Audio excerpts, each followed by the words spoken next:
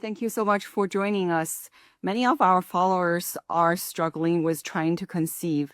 And in fact, 1 in 5 couples are dealing with male, female, or unknown factor infertility. Struggling with infertility is frustrating for families, especially as they see others successfully growing their families. And coping these emotions can be very, very hard, especially when those in your life trying to help with advice or by checking with you a lot. While I appreciated these gestures can be even more exhausting. That's why we're really excited today to be chatting with Dr. Loree Johnson. Dr. Johnson is a licensed marriage and family therapist with more than 25 years of experience as a clinician, educator, and a clinical supervisor. So we're going to discuss setting boundaries with infertility and dealing with your mental health. So I saw Dr.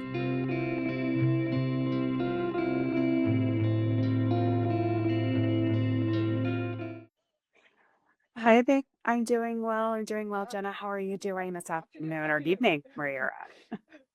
Yeah, I'm good. Afternoon. Okay, This is perfect. such an important topic that we haven't talked so much about. So I'm so glad you're taking the time and joining us and sharing your knowledge.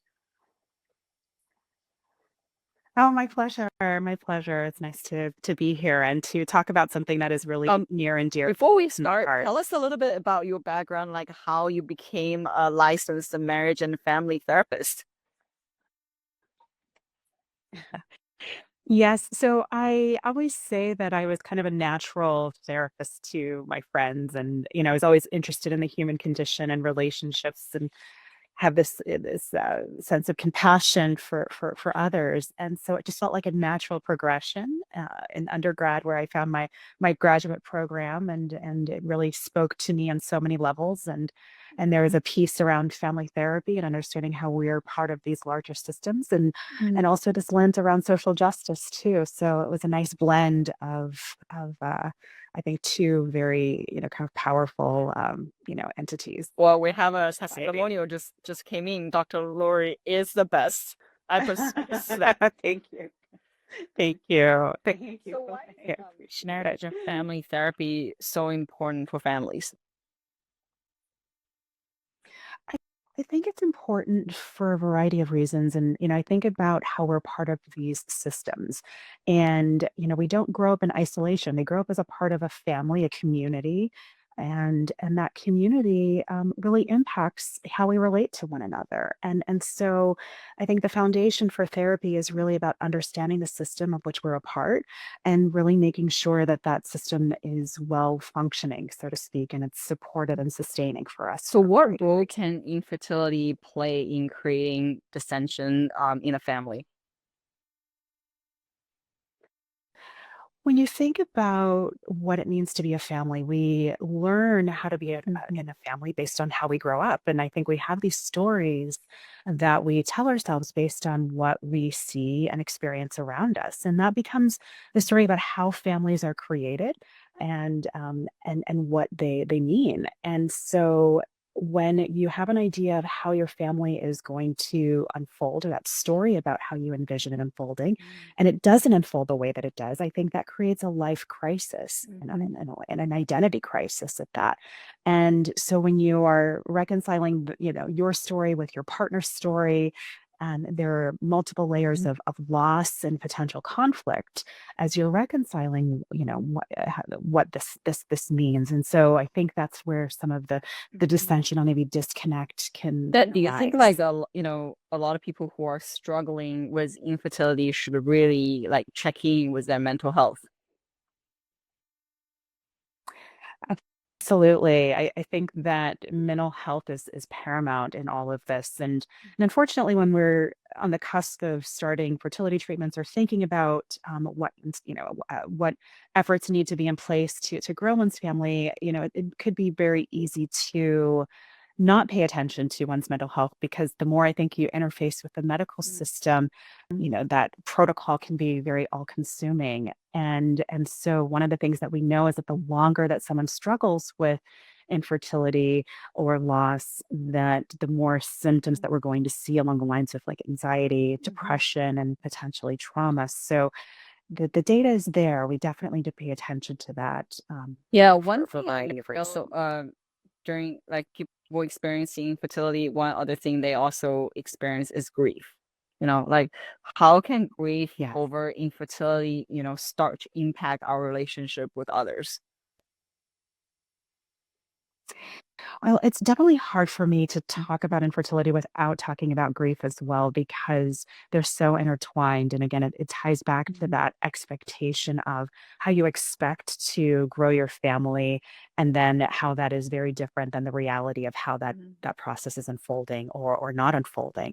And so creating space for uh, how that experience of grief will morph over time. And sometimes it's really mhm, difficult to tolerate that, because we don't have mhm, an idea of how long this will take, and we have no idea of how our bodies are going to respond. And so there are multiple layers that influence the ability to mhm, be, I think, present with the grief. And then you might get tired of it too. It's a very exhausting process to be involved in. And so mhm. again, these multiple layers that impact our mental health, and the grief and the expectations, and all of that are kind of factored in, I think, make it such a very challenging Mhm. process for I individuals guess then who are going it's through it. many times it's also common for people to feel like, jealousy or anger towards, couples who are conceiving or friends who are, overbearing. Well, and when you think about it again, it goes back to that reproductive story, or that expectation we had while we were growing up, that, okay, for most of us, it's like finding a partner, and then it might be getting married. And then it's like, okay, we're going to have children. And that's kind of the formula that we're taught. Mhm. And this expectation that it should happen relatively easily. And again, when it doesn't, or you see it happening so easily for your loved ones, that creates this, a little yeah, this perspective shift around, okay, well, if it's happening so easily for other Mhm. people, and it's not happening so easily for me, then Mhm. then what does that mean about me? And sometimes that gets people to really question themselves. And so again, that comparison Mhm. can be this breeding ground for, for jealousy or envy of others, even when we have the best of intentions. And of course, we're not wishing hardship on anyone else. I think the major sentiment underneath some of the jealousy is, I'm really happy for you, but oh man, I'm just so sad for myself. And why is it so hard? And then it becomes very, this self-directed, um, kind of flagellation around, "Ugh, what's wrong with me? I'm broken." And, all these negative messages that end up getting So it makes through. sense, like, during this time, it makes sense to understanding yourself and also setting up some boundaries. Um, so before we, get a Absolutely. setting boundaries for infertility, why are boundaries so important for mental health, just in general? In general, boundaries allow us some kind of guardrails in relationships, for lack of a way of putting it. It's around how we choose to share information. It honors our sense of capacity for the information that we, share or take in, and it's also a sign of mutual respect, and validation in relationship with people. So in general, boundaries are So what are some like healthy ways to set boundaries? well, healthy ways to set boundaries, I think it depends on the person and, the context. I think sometimes we need help with setting emotional boundaries around what kind of energy we can kind of take in, or expend when we are relating to others. And sometimes what that might look like is needing to say, no, we don't have the energy to talk about, fertility related issues. It might mean, saying, or just putting a different kind of boundary around, or expectation around what gets discussed or not, like at the dinner table, or family events.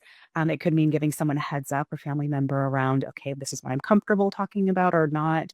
um, but I think it really depends. I always encourage people to check in with, what do they have the capacity to deal with, at that time, and what ways do they find that their boundaries are challenged. And so sometimes it might be, if you're dealing with the partner's family, you might have your partner talk with them instead of you having to talk with them about what information you're comfortable with sharing or not, and being mindful of that. But I always say, don't feel forced to share what you are not ready to share, especially if you're not if the person that you're telling might not be able to hold the information in a way that feels meaningful to you. And I think having some, perspective on that is important. And as you decide, okay, is this person a safe person to talk to about this? And if so, why do I feel safe? How do I feel when I talk with this person? Is this person, more importantly, is this person going to support me in a way that I need to be supported as opposed to the way that they think they want to, So important.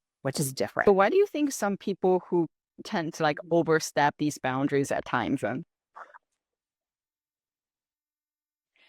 Well, as someone who's done that before, I can appreciate, the human nature of it. First and foremost, I think it invariably comes from this place of, oh my goodness, I am so sorry that you're having to go through this. There's the sense of compassion, really connecting to the intense emotion that, the person that you're trying to help. And at the same time, it's really learning that helping means, recognizing what they need as opposed to what you need. And so I think sometimes people are tending to their own anxiety and feelings around the situation versus what's getting created for the other person. And that's not to say that our loved ones don't have a reaction to our experience of infertility and grief, because they're on this ride with us too. I mean, they're waiting to be aunties and uncles and cousins and grandparents and and all of that. So there is an expectation or desire on their part too. And we have to be mindful, and they have to be mindful that their feelings don't necessarily trump the person's feelings who are actively going through the process. So checking oneself is important, to So be if you're mindful and tend actually like to in that. that situation, like what are some ways that we can redirect the conversation so that, we don't have to talk about infertility? Right. So one of my favorites is just to, thank you so much for asking. I'm not really ready to talk about this right now. And hopefully the person, will be accepting of that. If they're not, and like, why don't you want to talk about this? I'm your mother, I'm your father. You should be able to talk to me about this. I appreciate where you're coming from, mom or dad, or, loved one. As I said before, I'm really not ready to talk about this, but I am willing, what I'd love to hear about, this project that you're working on, and Oh, I tell like me that. more about that. I like that. First redirect if they keep pushing, then redirect to someone else. Yeah. Then redirect to something else that Love feels it, love it. safer. I know you have a course called How to Heal, Not Just Steal. I love this name. So tell us about that. Thank you. I created that course actually during the pandemic because what I learned was there is still a huge gap between what the infertility community has in terms of access to therapeutic services, but also this desire to do more self-study at home.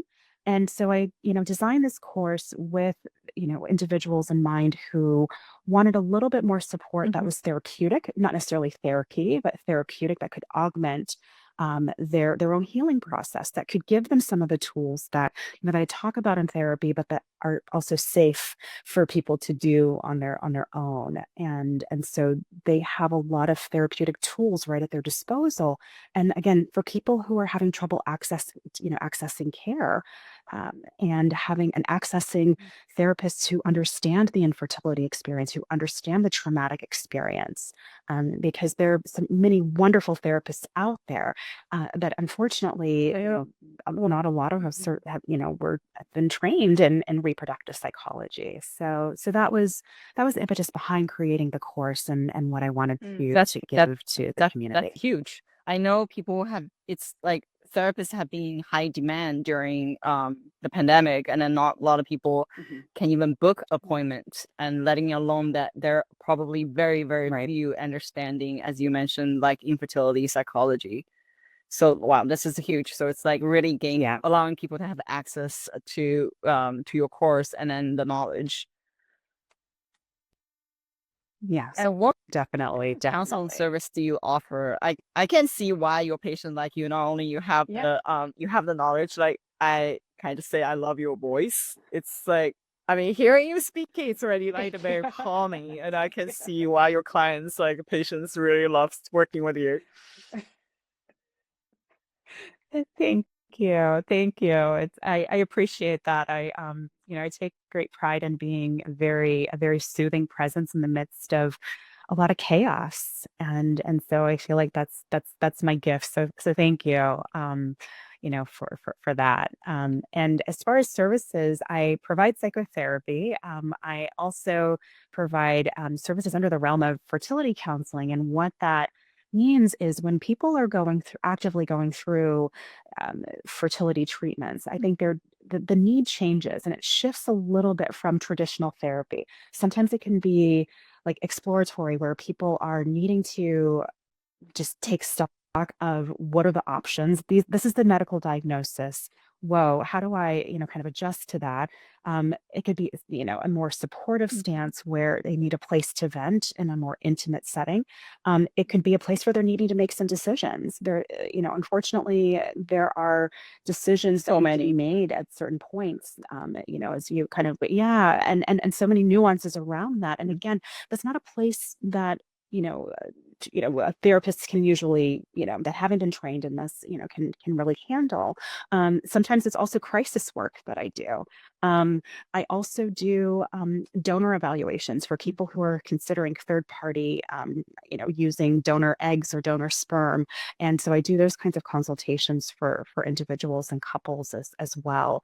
And so that's kind of the guys that, under, the umbrella of services that I That's offer, amazing. at this So how time. people wanted to sign up for your service and also sign up the course? What do they do? Do they go to your website or DM you? Yeah, yes. So you can, my website is Dr. Loree, DRLOREE, Johnson.com. And so there's information of my course right on the front page. Also, you can send me a message through my website, or you can email me at drloree at drloreejohnson.com.